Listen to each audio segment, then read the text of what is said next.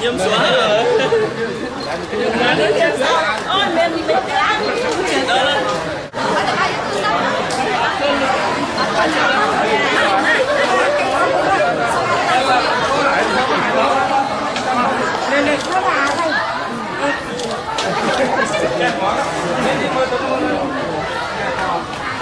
Phải chưa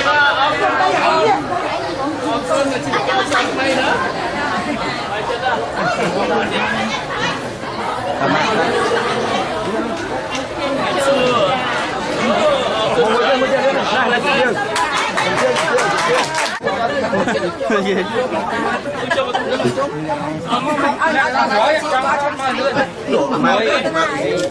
nổ không sao nữa.